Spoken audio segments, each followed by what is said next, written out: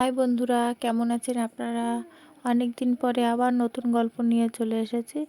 তবে অবশ্যই আপনারা আমাকে খুব সাপোর্ট করবেন, তাহলে আমি নতুন নতুন গল্প তৈরি করতে অনুপ্রাণিত হব।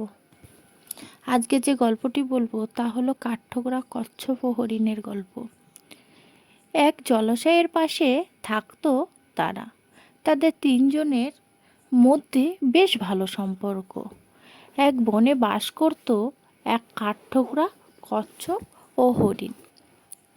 তারা একসাথেই থাকতো এবং একসাথেই খেলতো। একদিন সেই জলাশয়ের পাশে এক শিকারী এলো। সেখানে এসে হরিণের পায়ের ছাপ দেখতে পেল। সে ভাবল হরিণটি নিশ্চয়ই আশেপাশে থাকে এবং এখানে জল খেতে আসে। আমি এখানে জাল পেতে রাখি, তাহলে আমার পাতা জালে হরিণটি নিশ্চয়ই ধরা পড়বে। একদিন শিকারি জাল পেতে চলে গেল। পরের দিন হরিণটি শিকারির জালে আটকা পড়ল। সে চিৎকার করে তার বন্ধুদের ডাকতে লাগলো তাকে সাহায্য করার জন্য। হরিণের ডাক শুনে কাঠঠোকরা কচ্ছপ সবাই ছুটে এলো সেখানে।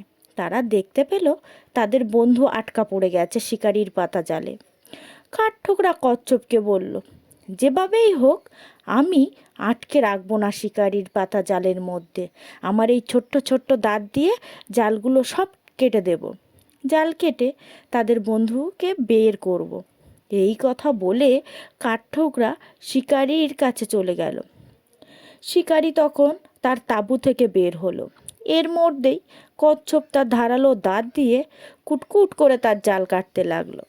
শিকারি দূর থেকে হরিণের ডাক শুনতে পেল। সে বুঝতে পারল তার পাতা ফাঁদে একটা হরিণ ধরা পড়েছে। সে তাড়াতাড়ি হাঁটতে লাগলো। ঠিক সেই সময় কাঠঠোকরা শিকারির তার মাথায় ঠোকর মারতে দিল। শিকারি আবার তাড়াতাড়ি তার তাঁবুতে ফিরে গেল।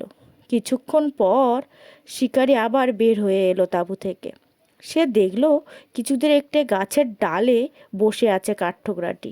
সে ভাবল, আমি তাঁবুর পিছনের দিক দিয়ে বেরিয়ে যাব, তাহলে কাঠঠোকরা টেরও পাবে না। ভেবে শিকারি যেই বের হতে গেল, সেই তার সামনে কাঠঠোকরা দেখতে পেল।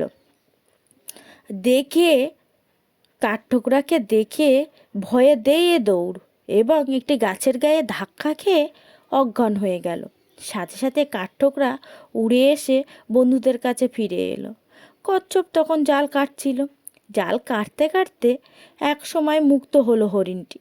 হঠাৎ কাঠঠোকরা দেখতে পেল শিকারি ছুটে আসছে। কাঠঠোকরা চেঁচিয়ে উঠল, বন্ধুরা দৌড়ে পালাও পালাও, শিকারি ছুটছে কিন্তু। হরিণ দৌড়ে গেল এবং কাঠঠোকরাকে উড়ে যেতে বলল। বেচারা কচ্ছপ পড়ে গেল ধরা শিকারির হাতে। শিকারি ভাবল, তুমি হরিণকে পালাতে সাহায্য করেছ, এখন আমি তোমাকে ধরে খাবো। এই কথা শুনে থমকে গেল হরিণ। সে ভাবল, আমার উপকারী বন্ধু অবশ্যই বাঁচাতে হবে। হরিণ হাসতে হাসতে শিকারির দিকে এগিয়ে এলো। শিকারি দেখল হরিণ তার নাগালের মধ্যে চলে এসেছে।